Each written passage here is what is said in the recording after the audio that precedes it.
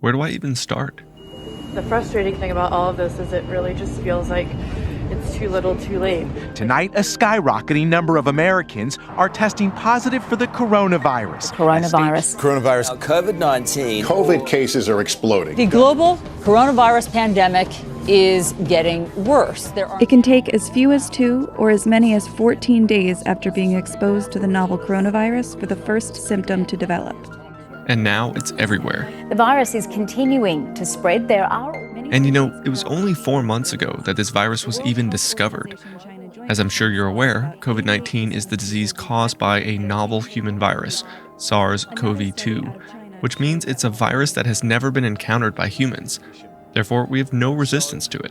While the death toll is rising in Australia, so too the number of confirmed cases. More than 700 people died yesterday alone in Spain. Most people who die of the disease will do so within 14 to 19 days. And you know the common symptoms. Fever. Shortness of breath. Abdominal pain. And they have a little cough. And phlegm production. Chest pressure. Sore throat, headache, joint or muscle pain.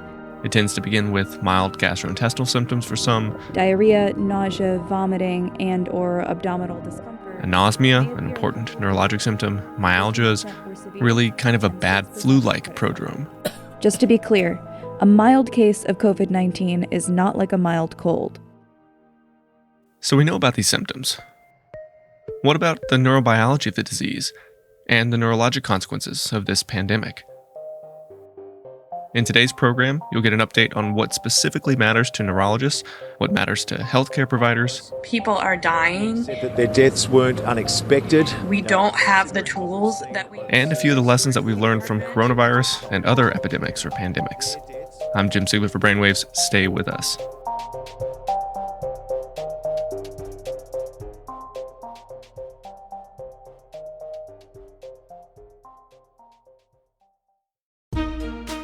Hey podcast listeners, if you're a neurology resident and you plan on taking your boards this summer, you're probably asking yourself, how should I prepare? Well, you can start by checking out the annual Penn Neurology Board Review course, now in its 17th year. This high-yield course offers a broad range of online content, live in-person or teleconference discussions, and optional mock exams with up to 1,400 questions. If you're worried about COVID-19, the course offers more than 40 hours of video-based lectures and live streaming of the 2 days of case-based discussions, all featuring experts in the field. And if you're recertifying, you're also eligible for CME credit. So take a look at all that the Penn Neurology Board Review course has to offer by clicking the link in the episode show notes or just Google Penn Neurology Board Review course. Brainwaves listeners even get a special discount on the in-person and online content. Just use the promo code WAVES2020 at checkout. That's WAVES in all caps 2020. A few weeks ago, I was called to the bedside of a gentleman with sudden onset of abnormal arm and facial movements. Initially billed to me as benign fasciculations, these were anything but. The movements affected his face and all 4 extremities, but not his eyes. The movements could not be suppressed, and they appeared to worsen with action. There was no alteration of consciousness, muscle pain, or cramping, no progression of symptoms over time, and he'd never experienced similar symptoms before. Denied a family history of any kind of movement disorder. No dementia. His only medications were pantoprazole, simvastatin, aspirin, metformin, losartan, and metoprolol, which did not reduce the tremors. He was a non-smoker, denied the use of alcohol, no recreational substances or supplements, and he's employed at a dry cleaner. His exam was most impressive for this spontaneous myoclonus, involving the frontalis muscles, the deltoids, and the biceps, with more pronounced myoclonus and asterixis of the upper and lower extremities with action, which, again, the patient reported they came on suddenly at home. In the ED, his glucose was 132 milligrams per deciliter. The remainder of his complete blood count, metabolic, and liver function testing were within normal limits. His TSH was mildly low, but not below the normal threshold. Urine toxicology did not identify any evidence of cocaine, amphetamine, or PCP metabolites. A brain MRI with and without contrast was done and was unremarkable. On further questioning, the patient reported that he was no longer using appropriate personal protective equipment, meaning a face mask, while at work, due to the limited supplies as a consequence of the COVID-19 pandemic. So we suspected a toxic exposure from dry cleaning equipment, trichloroethylene toxicity. Now, TCE toxicity is rare, but it's a reported complication of inhaled dry cleaning solvents, as well as insecticides, and the symptoms can mimic Parkinsonism. More severe cases of intentional ingestion have been associated with encephalopathy and coma, although these case reports may be confounded by other toxic exposures, and often patients will report uncontrollable tremors, gait instability. They'll exhibit signs of myoclonus on exam, as in our patient. We can check the urine levels of trichloroethanol, and they've been shown to correspond with more significant axial instability and tremor. Following acute exposure to mild quantities of TCE, the prognosis is generally good, with recovery occurring over several days, although epidemiologic data are limited. There is no antidote, unfortunately. In patients with persistent Parkinsonism, they're frequently managed with dopaminergic agents. But with appropriate occupational precautions and the use of PPE, toxicity can almost always be prevented. So we checked the serum levels of trichloroethanol and the urine trichloroacetic acid in this patient, and they were below the laboratory threshold. The patient was discharged to home as his symptoms began to improve one day after observation, and we didn't use any targeted treatment. He was encouraged to use appropriate PPE at his workplace moving forward and returned to the neurology clinic 5 days later, his symptoms having resolved, which was fantastic news to hear. And although we can't be certain that TCE exposure accounted for his symptoms, given the lack of laboratory evidence, there was no better explanation for his symptoms, why he had sudden onset myoclonus. The patient was counseled on the importance of using PPE at work, and fortunately his case was very mild. We were able to give him appropriate medical counsel before he developed signs of more significant or even irreversible TCE toxicity. What I took away from this case is that there are many unforeseeable consequences of a global health crisis, a principal message being, we are falling short on basic resources. There's a real shortage of masks, of gowns, of gloves. With doctors and nurses still running critically low on protective masks, face shields, and gowns. It is a problem that masks are disappearing, and there is a shortage pretty much nationwide. We don't have what we need. And whether that's face masks for our workforce or it's the number of mechanical ventilators, we don't have the supply to meet the demand. We've already seen that countries like Italy can't provide adequate respiratory support for infected persons. In New York, individual patient ventilators are being modified to support 2 persons per unit, but even that won't be enough. For the listeners out there who remember the polio epidemic in the US back in 1952, which infected nearly 60,000 Americans. Tens of thousands of people all across the country were being paralyzed each year by the disease. A virus that claimed the lives of 5% of those infected back in 1952. Some hospitals, like the University of Copenhagen, even repurposed 200 medical students to provide round-the-clock ventilatory support for infected patients. Until eventually, we figured out a way to prevent the spread of polio. 1955, a year of anxiety and triumphs. A major medical hurdle was crossed with the discovery by Dr. Jonas Salk of the anti-polio vaccine. Kind of makes you wonder for our ongoing coronavirus pandemic, if we're going to run out of mechanical ventilators, will we resort to manual ventilation? And I can't imagine that that's off the table. But then we still have the problem of facilities. Do we even have the physical space to safely treat patients without risking exposure to our healthcare personnel? Do we have enough negative pressure rooms and quarantine corridors? Or even enough providers to care for these patients? Too low number of doctors, nurses, mid-level advanced practice providers. And what about when the providers become infected? I'm really worried about having sick healthcare providers and therefore... Hospitals around the world are already preparing their staff to care for patients outside of their specialty, learning the basics of ventilator settings, and so on. Here, there's the one underneath here that you kind of... Then what about what happens with survivors of COVID-19? Many of them don't pop right back and return to work. The road to recovery is long, and it's resource intensive. With people who've had more severe illnesses and recovered, that recovery can be up to 6 weeks. That's 6 weeks of rehabilitation, sometimes ventilator weaning, occupational and physical therapy, cognitive therapy for those with neurologic consequences of their hospitalization. Not to mention 6 weeks of loss to the economy, 6 weeks not returning to work, not providing a service, not generating an income for their families. There's no way to know how unprepared we really are for this until we see more of it. Fortunately, many hospitals have taken it upon themselves to streamline production of their own personal protective equipment, or PPE. Now, a shortage of ventilators is not the only concern. Fortunately, at least for the resource limitation aspect, many hospitals have taken it upon themselves to streamline production of their own personal protective equipment, or PPE. A volunteer there came up with the idea of making their own personal protective equipment. Hey, we're going to make a mask together today. I'm trying to use these instructions. Where my wife works is also making their own hand sanitizer, given the limited availability of that resource. So it's very crafty and arts and crafts like, but it's very helpful.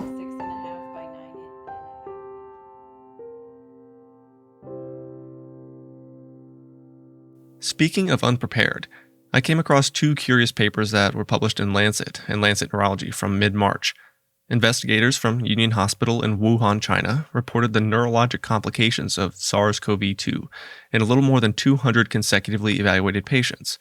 In one paper, which was titled Acute Cerebrovascular Disease Following COVID-19, a single-center retrospective observational study, the investigators sought to estimate the risk of cerebrovascular complications in these patients. To give you some context for this question, the original coronavirus epidemic, SARS, showed that there was a slight increased risk of stroke in these patients. In that study, 3 out of 5 patients who had stroke had large embolic infarcts that were unexplained by traditional mechanisms, ESIS-related infarcts. So is there something else that puts coronavirus patients at risk of these vascular events, whether it's the original SARS virus or if it's SARS-CoV-2?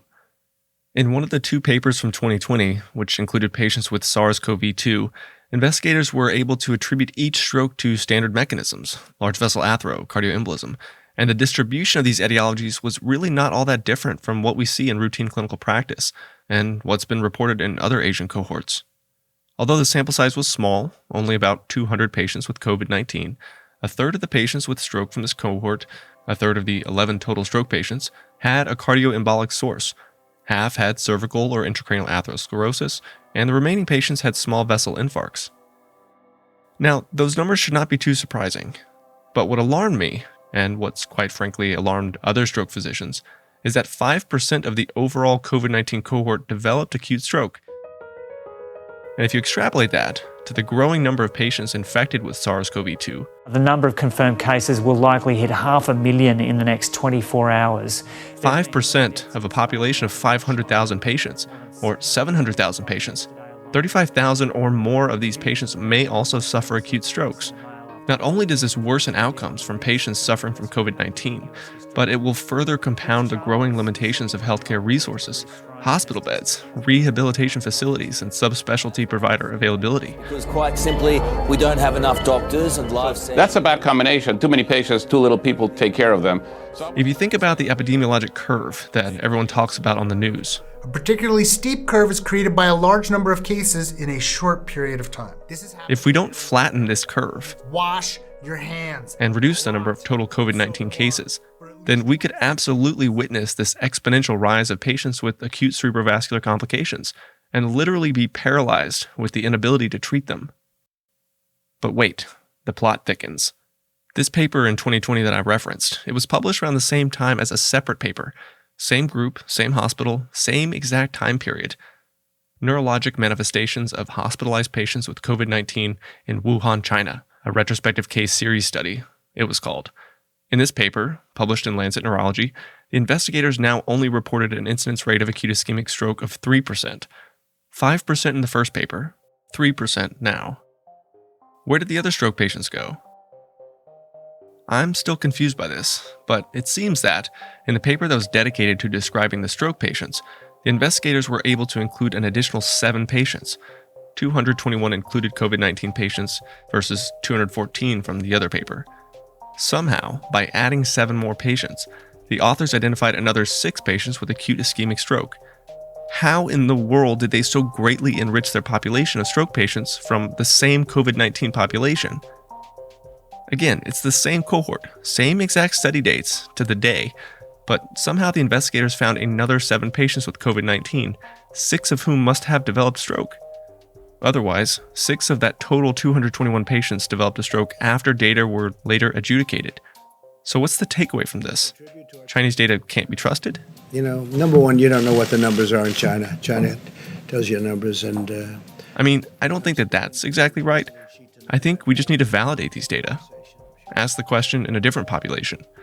And at Cooper, along with several other sites, we are actively pursuing this question. What will the burden of stroke be as the COVID-19 pandemic escalates? And are we prepared for this rapid increase in worldwide disability?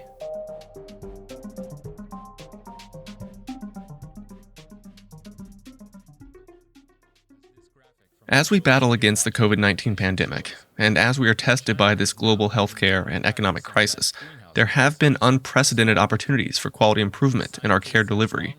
The disease is, without question, unfortunate and devastating to those who are directly and indirectly affected by it.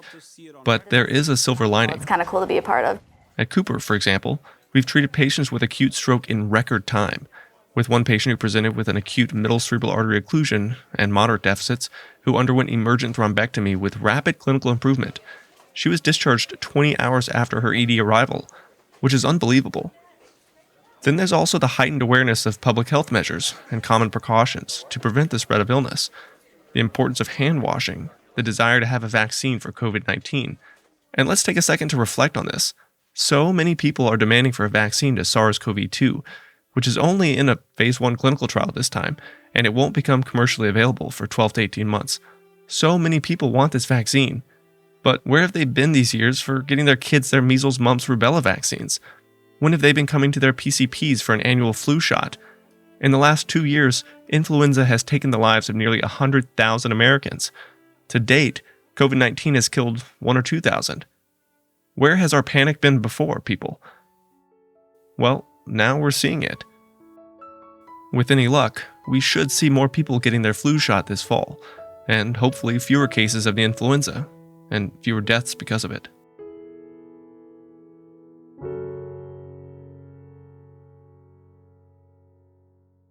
I know it sounds like I'm kind of all over the place right now, but just a few more positive notes to share and then I'll roll the credits.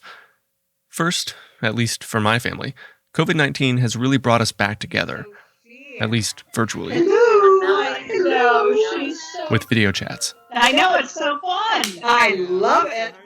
As many of us are now spending more time working from home, this gives us the opportunity, or maybe just the excuse, to keep in better touch. I gotta figure out how to see you all because I'm doing now. Or at least keep tabs on the older members of our family. Is your mom okay, Erica? Yeah, she's good. Yeah. Well, Michael is hypochondriac. We're doing frequent video chats as a family to stay in touch. Like we all are. Then there's this surge in people taking their health more seriously, exercising at home, cooking meals rather than eating out or grabbing fast food. Not to mention a tremendous drop in the amount of pollution and greenhouse gas emissions. Until a few months ago, smog and car fumes were the greatest concerns to urban dwellers. But now, the skies are clear. We've seen with the drastic measures that China has taken with regard to corona that emissions have gone down seriously, causing a huge drop in pollutants like nitrogen dioxide. China is now emitting 25% less greenhouse gas. Now, obviously this has to be weighed against the lost income generated by the workforce and the tremendous financial impact that many blue-collar workers are suffering through. And sure, this climate change silver lining may eventually be offset by a global economic response once the outbreak is contained, and people return to work, and companies have to make up for lost time and lost productivity. But this period of recovery is most likely going to be very slow, over several months. I guess only time will tell. On the medical side of things, there's this incredible and, I think, widely successful implementation of telemedical care. In neurology, as I'm sure you're aware, stroke pioneered the telemedical revolution back in the 90s and early 2000s. And if you're at a computer right now, take a moment and look up the data from the CDC. On their webpage, you can actually generate all kinds of interactive maps based on various medical conditions. Just Google this real quick. Tinker around with their stroke maps. What you'll find is you can generate a map showing the density of patients who suffer from stroke based on geographical region in the US. You'll make a great visual of the stroke belt, which is what we call this dense southeastern US belt-like distribution of stroke patients that spreads from Pennsylvania and Virginia down to Texas. Now take this map and overlay it with a map of comprehensive stroke centers or thrombectomy-capable centers. Pretty decent overlay. The highest patient density has the highest number of available treatment centers. But now, overlay it with a map of deaths due to stroke. A majority of the most dense regions with death are in the Midwest and Western states, where there are almost no stroke treatment centers. Telestroke would be ideal in these regions, and it has been utilized very well here. These patients don't have immediate access to stroke treatment at big academic centers, so offering a virtual service can provide expedient and effective care for these patients, ultimately reducing their disability, improving their functional outcomes. And other than stroke, there are randomized trials which have shown an advantage to telemedical care in neurology for other diseases like multiple sclerosis, cerebral palsy, spinal cord injury, headache, Parkinson's disease, and many other conditions. Teleneurology has the advantage of being patient-centered, safe, timely, and most importantly, it is effective. And I bring this up because there's a massive uptick in the utilization of telemedical care for patients in order to reduce their exposure to SARS-CoV-2 in hospitals and in clinics. And I think we're really going to learn a lot from this experience as far as how we can improve access to care for patients. For the most part, teleneurology outpatient visits are much quicker than formal clinic visits. So instead of seeing 8 or 10 follow-up patients in an afternoon, maybe we could see 15 or 20. We can see patients more quickly, shorten their wait lists. That 4 to 8 month wait list to see a headache specialist or that epilepsy specialist, we could potentially knock that down to 4 to 8 weeks. The delay in diagnosis for neurologic disease is deplorable. ALS, median delay of 9 to 12 months. Alzheimer's disease, similar, 12 months. Multiple sclerosis, several months. This is bad care. We can do better, and I think we can leverage the COVID-19 pandemic to explore more efficient outpatient systems of care.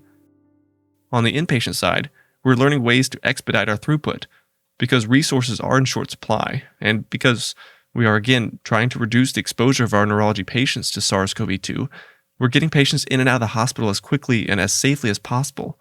I've already mentioned the case of the patient who was treated at Cooper for an acute large vessel occlusion and discharged within 20 hours of ED arrival. But imagine the things we're going to learn from this healthcare crisis. What kind of paradigms can we take away from this? Imagine if we're able to cut down the average stroke patient's hospitalization by 1 day.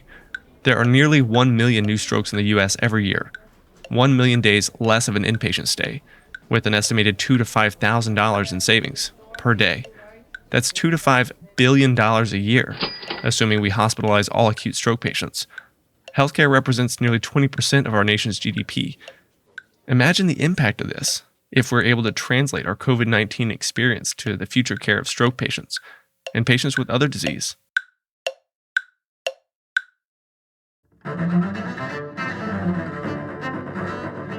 That's it for our program this week. Thanks so much for joining us. Because I know we all have so much more free time, I would encourage you to take a look at the references in our show notes to the program. And please remember this podcast is for educational purposes only, not for clinical decision making. This episode of Brainwaves was produced by myself, Jim Siegler. All the sound bites you heard this week were taken from YouTube under fair use, and they were fact-checked. Music for our program this week was courtesy of Akash Gandhi, Chris Zabriskie, and Lovira. Our theme song was composed by Timothy Dalton. Sound effects by Mike Koenig and Daniel Simeone. I'm Jim Siegler. Talk to you again soon.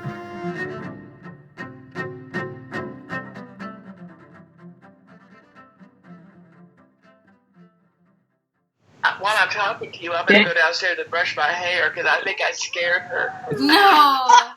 Oh, She's just been whiny today. I think I don't think she's feeling well. She's got a little bit of a cold.